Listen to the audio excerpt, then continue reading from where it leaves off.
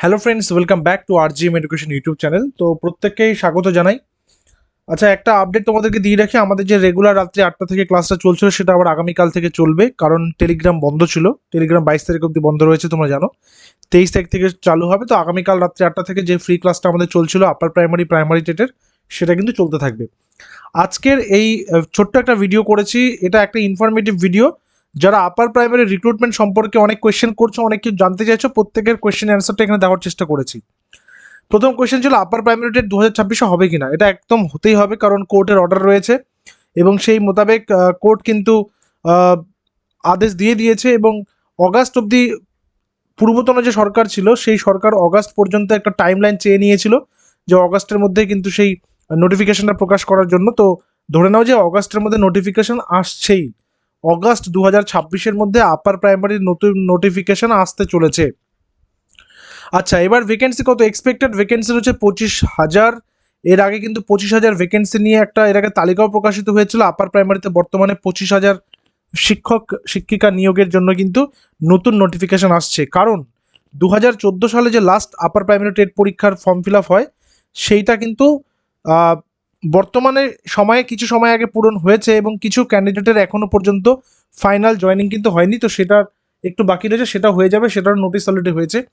তো সেই দীর্ঘ 10 থেকে 12 বছরের যে ভ্যাকেন্সিটা, সেটা মিলিয়ে 25,000 মতো একটা ভ্যাকেন্সি ওরা করেছে, রেডি করেছে। আচ্ছা, তো নোটিফিকেশন কবে আসতে চলেছে? অগাস্ট 2026-এর মধ্যে নোটিফিকেশন আসবেই। এক্সপেক্টেড ভ্যাকেন্সি 25,000 রয়েছে। অনেকের মধ্যে কনফিউশন রয়েছে কোয়ালিফিকেশনসটা কি থাকবে। কোয়ালিফিকেশনসকে আমরা বেসিক্যালি দুটো ভাগে ভাগ করতে পারি। প্রথম হচ্ছে যারা বিএড করেছে। যারা বিএড করেছে আপার প্রাইমারি মানে আমরা কিন্তু ক্লাস 6 টু ক্লাস 8-এর কথা বলছি। যারা বিএড করেছে তাদের গ্র্যাজুয়েশনে 50% মার্কস লাগবে for UR candidates, for UR.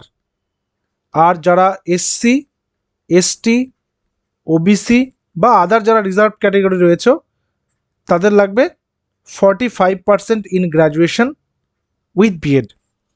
এইবার কিছু কিছু ক্যান্ডিডেট এমন রয়েছে যারা ইউআর, কিন্তু তাদের গ্র্যাজুয়েশনে 50% নেই, কিন্তু তারা মাস্টার্স যে করেছে, এমএ বা এমএসসি বা এমকম যাই বলো না কেন, সেখানে তাদের 50% প্লাস রয়েছে এবং বিএড আছে। তারা কি বসতে পারবে? হ্যাঁ, তারাও কিন্তু বসতে পারবে।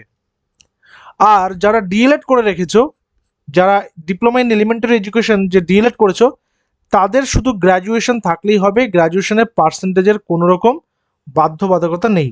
অর্থাৎ ব্যাপারটা পরিষ্কার, যাদের বিএড আছে তাদের গ্র্যাজুয়েশনে 50% মার্কসের কথা বলা হচ্ছে, বাট যাদের ডিএলএড আছে তাদের কিন্তু গ্র্যাজুয়েশন থাকলেই হবে। গ্র্যাজুয়েশনের ডিএলএড, সেখানে গ্র্যাজুয়েশনের পার্সেন্টেজের কোনো ব্যাপার কিন্তু ডিএলএডের ক্ষেত্রে নেই। বোঝা গেল? আশা করি কোয়ালিফিকেশনের ব্যাপারটা নিয়ে কারো কোনো দ্বন্দ্ব নেই। থাকলে কমেন্ট করবেন, নিচে কমেন্ট সেকশন রয়েছে খোলা। এবারে আসবো সিলেবাসটাকে নিয়ে। সিলেবাসটাকে আমরা দুটো ভাগে ভাগ করতে পারি। একটা হচ্ছে কম্পালসারি সিলেবাস, যেটা যেটা হচ্ছে সিডিপি বাংলা ইংরেজি, অর্থাৎ শিশু মনস্তত্ত্ব, যেখান থেকে থাকবে 30টা এমসিকিউ, 30 × 1 করে 30। তারপরে থাকবে হচ্ছে বাংলা, বাংলা এখানেও 30টা এমসিকিউ, 30 × 1 করে এটাতেও 30। এবং তারপরে থাকবে ইংলিশ, এটা তো 30টা এমসিকিউ, 30 × 1 করে 30। এখানে সিডিপির একটা সিলেবাস রয়েছে, সেই ক্লাসটা আমরা প্রত্যেকদিন রাত 4টা থেকে তোমাদের জন্য ফ্রিতে অ্যাভেলেবেল করেছি, তোমরা সেই ক্লাসটা করতে পারবে। বাংলা ইংরেজির ক্ষেত্রে কম্প্রিহেনশন থাকবে, অর্থাৎ প্যাসেজ থাকবে, প্যাসেজ থেকে কোয়েশ্চেন অ্যান্সার তুলে দিতে হবে, কোশ্চেন দেওয়া থাকবে, সেখান থেকে অ্যান্সার করতে হবে। এবং সেই প্যাসেজ রিলেটেড ব্যাকরণ এবং তার পাশাপাশি শব্দভাণ্ডার, ভোকাবুলারি, গ্রামার সব কিছু কিন্তু থাকবে, ইংলিশের ক্ষেত্রেও তাই।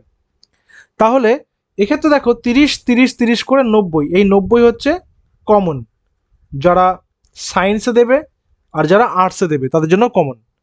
এবার যারা আর্টস রয়েছে, এখানে আমি লিখে দিচ্ছি, যারা আর্টস ব্যাকগ্রাউন্ড তাদের এসএসটি থাকবে।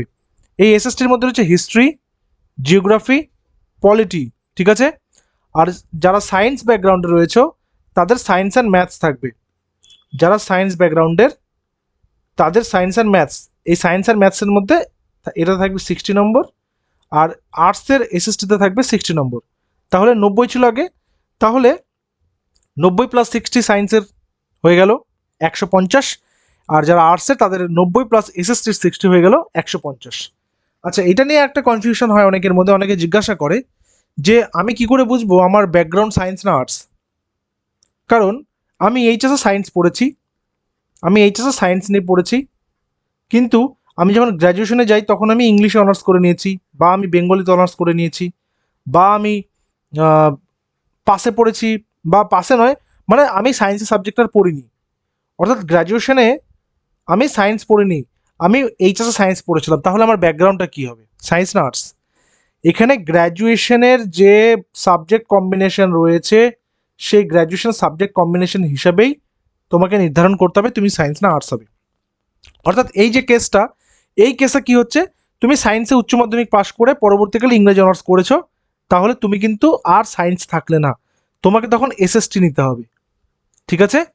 আর যাদের গ্র্যাজুয়েশনে সায়েন্সের কোনো সাবজেক্ট রয়েছে, maths, physics, chemistry, biology, microbiology, আরও যে সমস্ত রয়েছে, জুওলজি, সেক্ষেত্রে কিন্তু তারা সায়েন্স অ্যান্ড ম্যাথসটাই নেবে।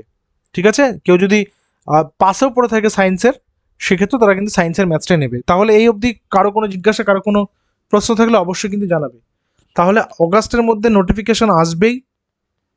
এক্সপেক্টেড ভ্যাকেন্সি 25,000 রয়েছে। এখন দেখা যাক, যেহেতু আজকে অলরেডি বাজেটে 50,000 শিক্ষক শিক্ষাকর্মী নিয়োগের ঘোষণা কিন্তু হয়ে গেল, 50,000 শিক্ষক শিক্ষাকর্মী অধ্যাপক নিয়োগের ঘোষণা হয়ে গেল, এবং 25,000 ভ্যাকেন্সি এর আগেও কিন্তু ঘোষিত ছিল আপার প্রাইমারির।